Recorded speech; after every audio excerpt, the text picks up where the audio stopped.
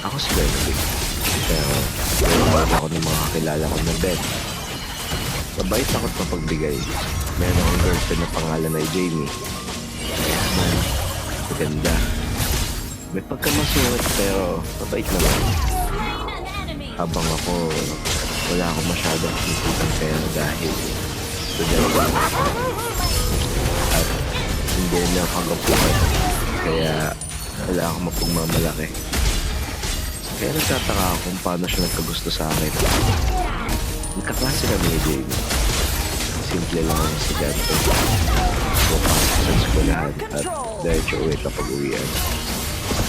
Habang siya late lagi pumasok at pag-uwian laging gumagala kasama iba naming kaklase. Siya yung una nagkagusto sa akin. Precious time lang nung lumapit siya sa akin at kinausap ako.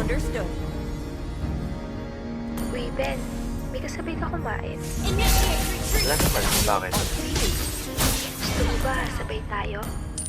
Enemy battle Hindi step mo on makasabay yung CD. mga klase natin. Wala na sila kumain. Saan ka ba kakain? Labas na sila. Ay, nakasin lang natin ako kakain. Ganun ba? Sige, sabayan na kita dun. Ewan ko sa kanya bakit kaya kayo napipilitan na kaibigan nila ako. Siguro, napagpipanapan nila ako bilang dare. Kadalasan kasi laging na makikita ko sa palabas.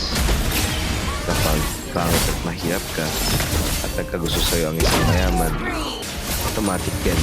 Pinagpustahan ka ng mga kaibigan niya. Kaya pinagpunta ko siya kung ano talaga kailangan niya sa akin. Jamie, bakit mo nabayas kumain? Ay, bakit? Bawal ba?